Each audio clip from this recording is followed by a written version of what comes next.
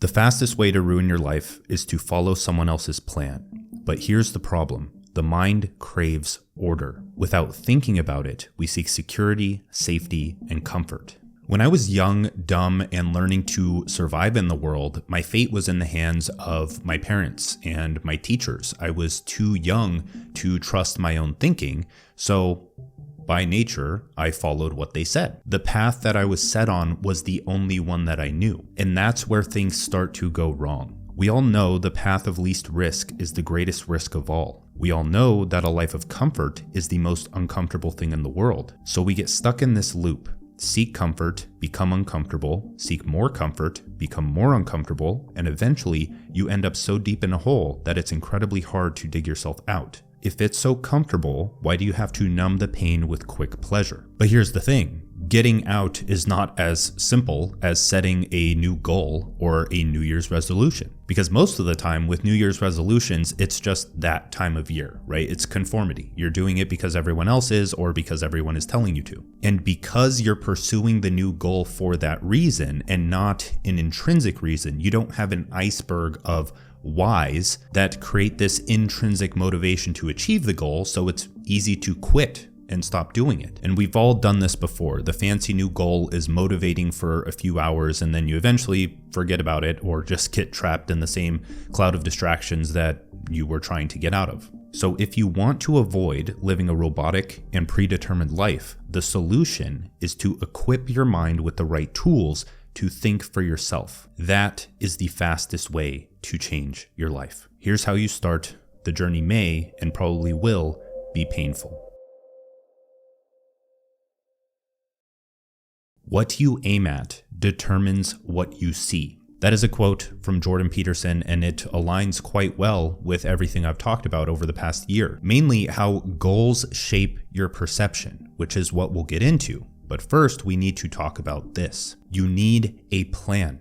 There isn't any other way, because if you don't have one, society does, and they've been planning your life for decades. A plan is not a list of things that won't happen. It is an evolving blueprint that structures your mind to notice ideas that lead to progress. The problem is that people conform to the goals of their parents or society and stop there. Now, you don't really have a choice when you're a child, like when I was a kid, trusting my parents and teachers.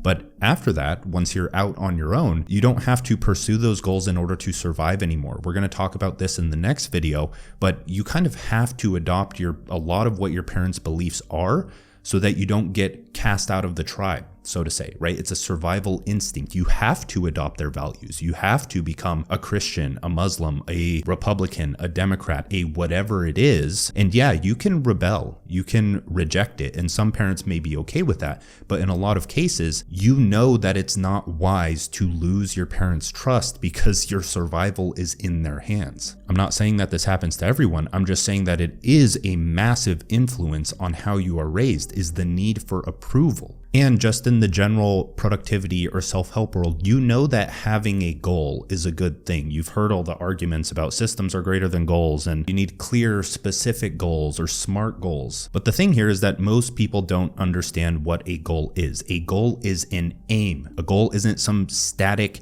point in time where you achieve something. A goal is simply a tool to identify a problem. It's a point of view. So unfortunately, most people are trying to achieve goals for the sake of acceptance and status and survival, rather than the happiness that stems from resistance being overcome or problems being solved. Now, why is this a problem? Because the goals that compose your mind, identity, and perspective, often in that order, like a set of concentric circles, filter what you perceive. A person with the goal of going to school to get a job will not notice an opportunity to start a business and pursue their life's work. A person with the goal of starting a business won't notice ideas that will help them get good grades. That's because the person going the entrepreneurial route doesn't need good grades for success. It's a completely different set of goals that compose how you view the world. In both cases, those two people, the person in the business and the person at school, can read the same exact book, and they're going to read it completely differently because they're reading it from a different mind. They're going to skip over some paragraphs. They're going to skip over certain sentences, certain lessons, certain insights. The person going to school is going to pull out the information unconsciously that will help them continue going to school. It's going to reinforce the system that is helping you lead to your goals. The same is true with the person that has the identity of building a business. It shapes everything that you perceive. So if you wanted to try and reverse engineer what the goals in your head are, because they are a set of conscious and unconscious goals, often the ones that were programmed into you when you were a child, you can notice them simply by understanding what sticks out to you or what sparks dopamine, what signals dopamine in your brain, because dopamine signals what's important for your survival in the future. So when you feel that hint of excitement, or like you found a novel insight in a book or on social media or whatever it may be, that is an arrow pointing to the goal that your mind is operating on to notice that specific piece of information. Now, this will all start to come together soon, but the point here is that we don't want conformity, we want creativity. Things like goals can either trap us or help us. We know we don't want conformity, but that's just the default state that we find ourselves in. We want that creativity. We want to be different. We want to be unique. We want to create our own lives, not live someone else's. We want new discoveries, not the same results of past generations, because if you look around, most people don't have anything remotely close to the future you want. So in order to understand how to start changing your life, you need to understand that you need a plan, and you need to understand that a plan isn't just this list of steps. It's a surface area for luck, a surface area for discovery, a frame. Let's get one thing straight. There is an order of operations to achieve anything you want in life within the boundaries of what reality allows. Think of this simple equation. It's 4 plus 6 times, open parentheses, 5 plus 3 minus 2, close parentheses. The answer to that equation is the goal you're trying to achieve. The equation itself is the problem you're trying to solve. In order to solve that problem and achieve the goal, you need to add, subtract, and multiply in a specific order. If executed in the wrong order, you won't get the right answer. So you can think of complex equations that you did in math class, advanced math class in high school, or whatever the highest form of math was that you took. You can think of simple equations like 1 plus 1 equals 2. To us, that's like tying our shoes or making food at this point. But for achieving goals in the unknown, for achieving different, more complex things in life, it is a much longer, much more complex equation, and you need to understand how to solve that equation in order to reach the goal or get to the question. But when you're pursuing more difficult goals like making a lot of money or having a thriving relationship or learning how to be more social, when you're pursuing these big life goals that you're trying to achieve in order to create a better life for yourself, the equations aren't that simple. They're very complex. If you think of a math class that you did in high school or in college, the equations get very complex there. But this is life. You don't have the equation. You don't even know the answer. All you have is a guess for what you want the answer to be, and the ability to create an equation or knowledge through experimentation and error correction. That equation is valuable to both yourself and others. It is specific knowledge that can take many forms. Sometimes the equation is a product or service, a book, or advice you give your children to contribute to the progress of humanity. If happiness comes from overcoming resistance and a connection to something greater than yourself, creativity is the vessel for both. This is personally why I write and do this over some other kind of business model or something like that where I could make a lot more money. That's why I'm building something like Cortex, a note-taking app. Everyone wants to build a note-taking app or a to-do app or something of that nature, and it usually fails. But I feel like we can pull it off, and we are pulling it off right now, and it's going pretty well. But that's why I chose to do something like Cortex over some other niche vertical SaaS or agent model that would make so much more and can grow 10 times faster. It's because I enjoy the creative challenge of this. So that's where we start. A goal or a problem. One does not exist without the other. But most people don't know what goal they want to pursue, or their mind is programmed with assigned goals, which makes it incredibly difficult to notice a problem. Partying, sleeping in, and all other bad habits aren't problems unless they prevent you from achieving a goal. Since the goals of the known path are to go to school, get a job, and retire at 65, those don't require much effort or creativity, so you can afford to be a degenerate. When you have your own goals, when you have your own plan, when you have your own vision for the future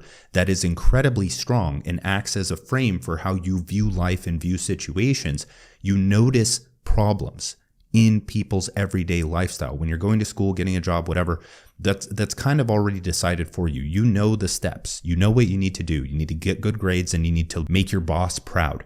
But those things, the 8-hour work days and going to school, you can show up to those things hungover. You can show up to those things and put in minimal effort. It doesn't require much from you. So you allow yourself to do that because the goals aren't that strong. They aren't that demanding of creativity. But when you do your own thing, yeah, it's going to be extremely painful to go out and get drunk and get hungover unless you know how to balance that lifestyle. You're going to wake up and then your entire morning's worth of work is going to suffer, and then you're going to lose progress and you aren't going to hit the weekly goal of, say, getting a newsletter out or getting content out or getting the product out or making a meeting and actually being productive in that meeting. You have to show up for your vision. You don't have to show up for the life you were assigned. So where do we start with all of this? It's like, I want to change my life. I have some kind of idea of what I want in the future. Actually, maybe not. Let's assume that you don't know anything. You don't know what you don't want or what you want.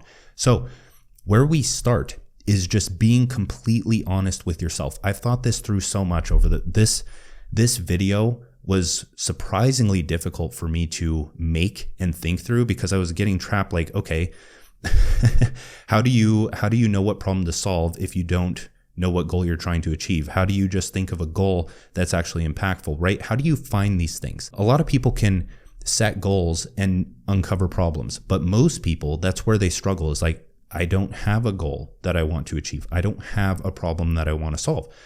Then where do you start? That was my entire question. I was trying to think through like extremely hard, is like, just where do you go if you are lost in the middle of nowhere? So this is what I came up with. It may not help many people, but I feel like it'll help a lot of people. The place you start is just being honest with yourself, extremely honest with where you are right now. I want you to ask yourself this question: are you content with life?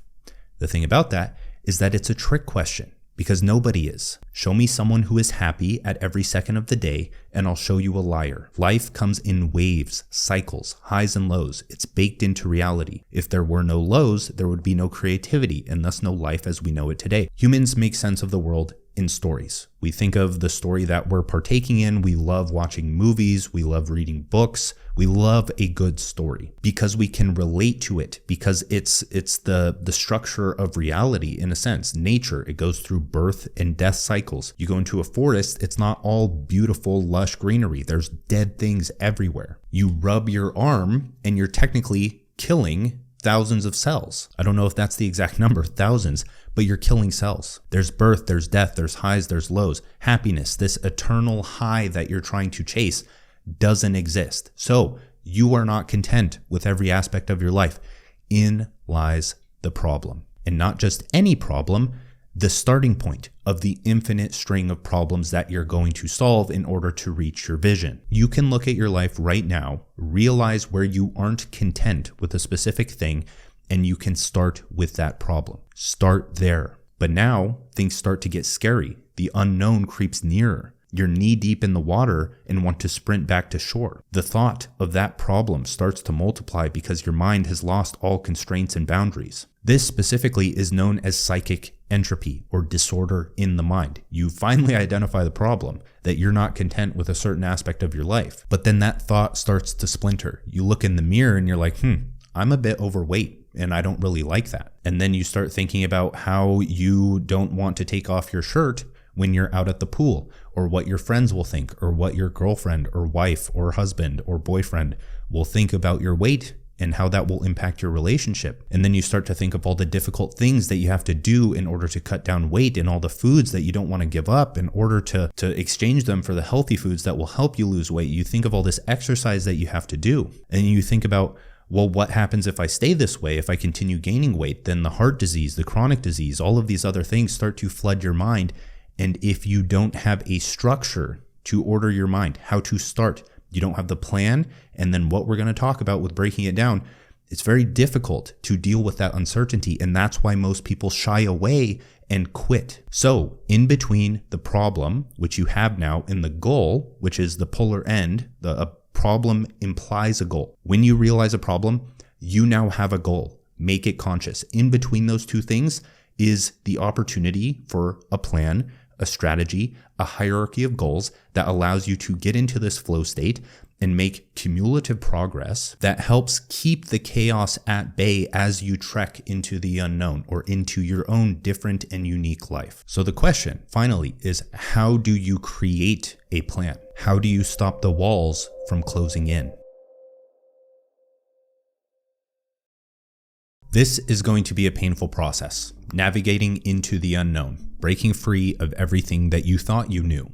Because you aren't just creating a new life, you're creating a new identity. You're expanding your mind to house more complexity that allows you to solve more valuable problems. And if problems are half the source of happiness, right? Happiness, let's say enjoyment. Enjoyment is the feeling of resistance being overcome and a connection greater than something yourself. A connection to something greater than yourself. So by solving problems, that's where enjoyment lies, because you're overcoming resistance, you're entering the flow state, and by solving problems, you have knowledge that you can pass down in the form of a product, service. I'm not saying an info product or service. I'm saying that any product or service, this water bottle is a deposit of knowledge. By passing that thing on and contributing to the cumulative progress of humanity, you find purpose, and that's what solves the other end of the happiness or enjoyment equation. Now, it's not as simple as setting a goal or creating a New Year's resolution, because you aren't the person who would achieve those goals.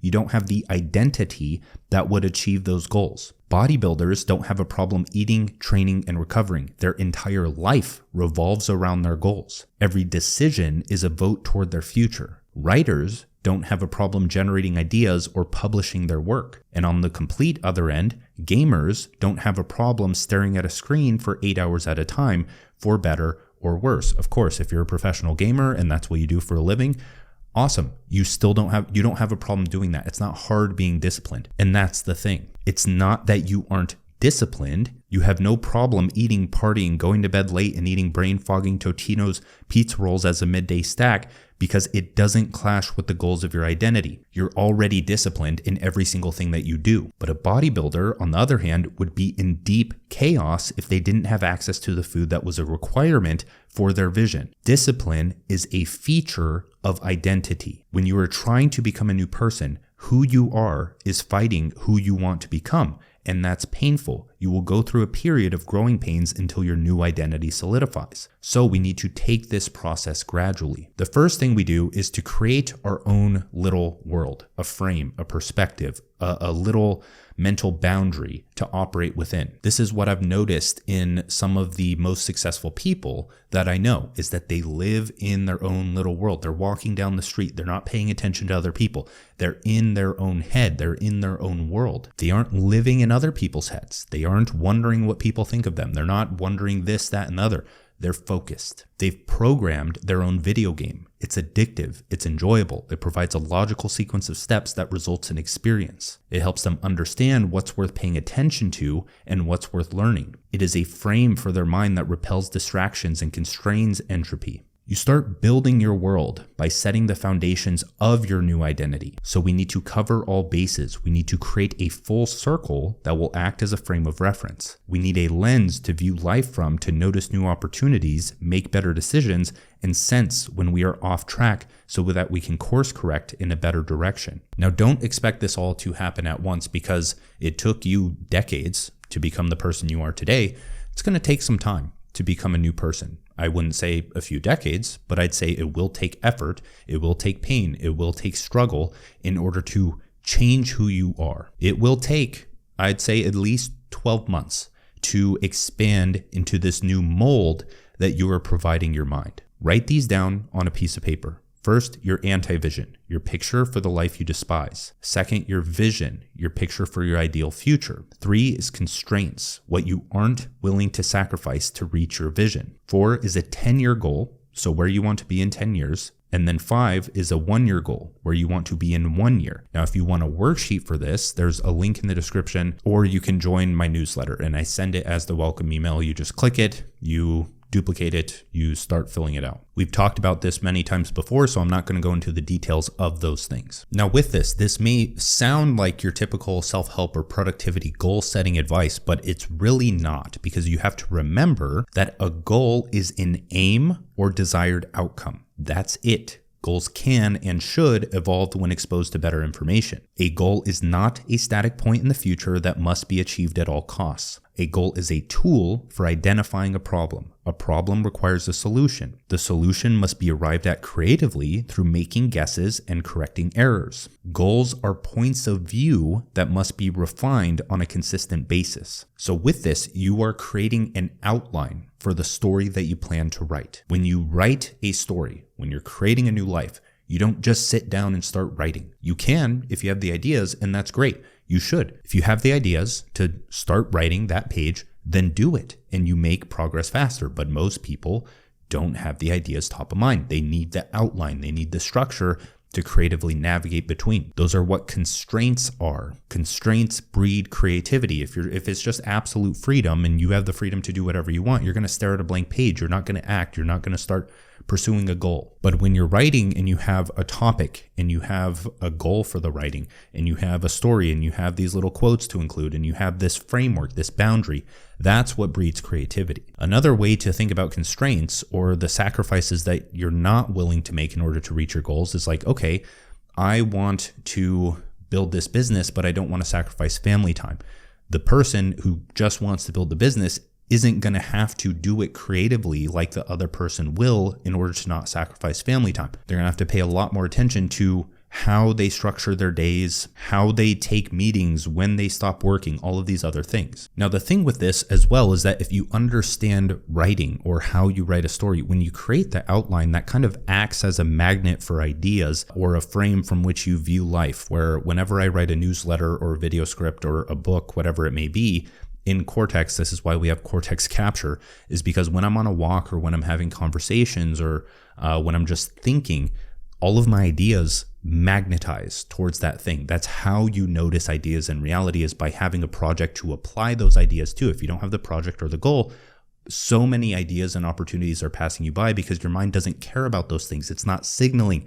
There's no dopamine signaling for the survival of that project. Now, the thing with life is that it's not just like a book. It's not a book that comes to an end. It's an infinite story that you continue writing until your demise. So remember that, is that you don't just achieve a goal and stop because the story hasn't ended yet. That's simply just a chapter in the story. You have to write a new chapter. These goals aren't final peaks on the mountain, because once you reach that mountain peak, you see finally that there's another one, but you can only see the other one once you reach the first one. So how do we start making progress toward these goals? The 1-year goal, 10-year goal, vision, anti-vision, etc. It's with projects. So that's what we need to do, is invest energy into a series of projects. I say that specifically because you aren't interested in a project until you invest energy into it. The other thing is that you don't learn skills, you build projects. Skills, like degrees, are practically useless in isolation. A series of projects is how you move toward the life you want. If you want to receive, you must give, and keeping your knowledge in your head is a surefire way to become bitter about how smart you are and how little people care. A project is a quest in your game. The more you build, the more experience you put into your traits, profession, character, and abilities. When you build a project, you learn relevant techniques that allow you to solve a problem and achieve a specific result. Now, we're not going to go over how to structure a project here with things like milestones and levers and tasks and deadlines, because you understand what a project is. It's something that you create. It's something that you build. It's something that allows you to pursue an interest-based education, because you need to learn in order to build the project. But the thing here is that your project must be a stepping stone toward your vision. It must solve the problem that we initially came up with how you aren't content with your life. That's a project. If it's your body, then the project is going to the gym. Your project is your body. So as a quick example, if you struggle with money, That's a problem. From there, you fabricate a project to build in alignment with the example vision of having a successful business with the constraint of working 4 hours a day so you have the time for your family or relationships. That drastically narrows what kind of project you will build. But the thing here is, if you aren't in the right environment, then you won't notice this as an option, right? You struggle with money, but you're not in the right environment. You don't have the right beliefs. The opportunities aren't in that environment. Then you're not going to notice something like starting a one-person business as an opportunity. You're going to have the beliefs of, oh, businesses require you to build a local business like brick and mortar, or you need this much startup capital to build a software, or business is only for these people who have all of these skills and leadership experience, when that's not the case at all. If you were up to date with where the tech industry and business industry is, you would understand that freelance work is a thing, creator work is a thing. Anyone can post on social media and get that post spread to potential customers. This is why I talk about the one-person business as a great starting point for other people. It's because it removes most of the limiting beliefs they have and gets them to just start learning skills, building projects that they can evolve into something else. So from there, you create a project like starting a newsletter. You don't get trapped in tutorial hell learning about newsletters. You search for techniques like how to choose a topic and write a headline, and then you continue stacking techniques like how to structure persuasive writing. And before you know it, you have newsletter writing as a skill, but not in a way that can be taught in a linear progression in a similar context. You are one step closer to becoming irreplaceable. Then you move to the next project after identifying a problem like your newsletter not growing or it not leading to any money. The reason I use these as examples, many people may not resonate with like newsletter or one-person business or whatever they are. It's because I teach those things, right? If you're new here and you don't know about that, check links in the description for 2-Hour Writer, one-person business launchpad, etc. But you can exchange this for like any skill out there. You're not learning skills, you're acquiring techniques. When you go to learn Photoshop to build a project, you don't just start playing around with Photoshop. You have an image in your head, a vision for something that you want to create in Photoshop. Then you start with what you know, you encounter a problem, and then you go on something like YouTube and it's like, oh, okay, how do I select and mask this? And you learn a few select and mask techniques, and now you know how to do a lot more in Photoshop. And then you keep going and you're like, how do I change the colors on this? And then you go look that up, you learn a technique for that. You learn a skill by stacking techniques on a specific thing. You don't take a course on Photoshop specifically and then go through it. You can take a course. Courses are extremely valuable once you have the project and goal that you want to build. So far we've talked about creating your own little world as a frame to notice opportunities, and then we talked about building projects in order to build your world. But now a third thing I want to talk about really quick is like, okay, well, I don't have the motivation to do this. Like I just can't see it. You need to create a stack of reasons, an iceberg of whys, because there are a few big moments where my life really changed. And it started with just getting fed up with where I was, getting kind of disgusted with where I'd let myself go. And that realization alone, realizing that I didn't like where I was, made me want to search for reasons to get out. So I would search on Google for like, what are the benefits of doing this, this, and this? In terms of a diet, if you're trying to lose weight, just start looking up what are the benefits of this kind of diet? What are the benefits of this kind of food? And then you can start doing the opposite, where you can come up with reasons to not do that thing, where if it's a specific diet, what is so bad about fried foods, and kind of get yourself to fear those things so you don't want to eat them. And you create this like polar in-betweenness where that pushes you towards the positive end. The thing here is that in general, nobody does one thing for one reason, right? The typical example of this, when you look at another like social media person, is like, oh, they're only doing this for the money. And it's like, yeah, you can think of it that way and just narrow in on that one specific thing, but that's not the case at all. People do a specific thing because it's a part of their life. Money isn't the only part of their life. Like, as I said earlier, I don't only do this because it makes money. I do it because I enjoy this more than the other option. So your job is to become aware of this so that you can reverse engineer it and come up with your own stack of reasons to do something that isn't immediately gratifying. Now, the last thing, we had creating your world, building projects, creating a stack of reasons to become motivated. We need to document our life.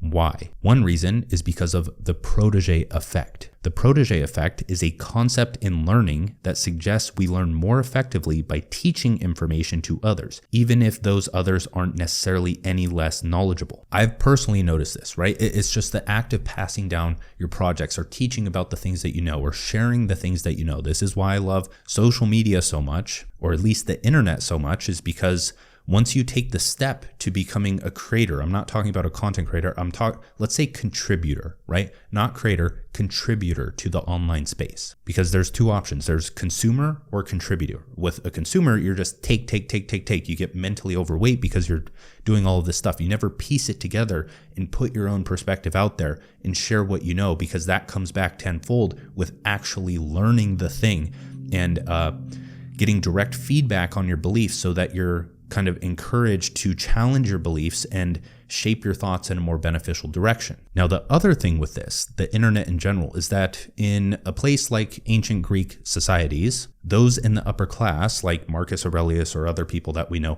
they had access to the best teachers one-on-one. They would learn mathematics, strategy, philosophy, literature, all of these other things from the best teachers. Now, that disappeared for a while, and especially with the school system where we are plopped in front of a government-trained expert and encouraged to memorize and conform and get good grades. But now with the internet, that's all changed. But still, most people don't realize it. You have access. You can go and look up the greatest thinkers of our time and get technically one-on-one education from them. Now, I'm not saying that I'm Marcus Aurelius here or anything, but I think there's a lot of value in my videos, right? You can go watch those videos. You can go watch the other people that you're watching. You have access to all of this great information that people are just putting out, and frankly, the teacher learns more than the student. I feel like I'm sure you guys learn a lot. I'm talking myself in circles here, but what I'm saying is that I learn a lot just writing and making these videos, way more than I would have by just consuming this writing or video. By synthesizing my own opinion or worldview and then taking that and sharing it, that teaches me so much, and it's helped me progress in my life a lot more because I have to think through and solve my own problems and then help others do the same, which makes me approach those problems from a different perspective. So maybe that's what I'm getting at here, is when you start solving problems in your life, start thinking about how you can pass that thing down in a unique way to another person or help them do the same thing, because that just also makes it more fulfilling. Because another question is like, what do you do with your projects once you build them? You don't just put them into some website portfolio that you're going to send as a resume to someone else or something like that. Did you set out to build that project to share it with a potential employer? Or like the beginning of this video, did you set out to do it to be different, to be unique, to achieve something great? On the internet, you don't need permission to publish your work. Beyond that, you don't need permission to share what you know. The best way, in my opinion, to drastically increase your chances of success is to document your journey where anyone can discover it. To become a creator, not a content creator, but a creator that utilizes resources like content to spread their work. You think of Jordan Peterson. He's a creator, but he's not like a content creator, right? He writes books, he goes on tours, he understands the importance of social media because that's where the attention is. You need media because that's where attention is. That's the top of funnel, how you get in front of anyone. It can be paid or organic, right? You can go and run paid ads, but a lot of people don't have money. So the option is, and it's just better to build leverage by gaining an audience around your work anyways, is to become a content creator. But that's not the only thing that you do, because that narrows your focus a bit too much in the grand scheme of your life's work. You have to do more things than that. So the point is, share your thoughts, opinions, problems, vision, and learnings toward your goals. Turn your projects into products and test their value. When you put your creations in public in the form of posts and products, you don't need to question whether they are valuable or not. The market will tell you. If they suck, which they will at first,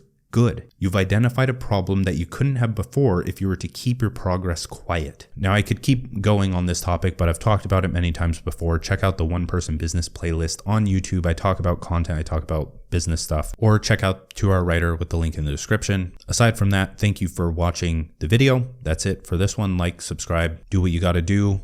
Bye.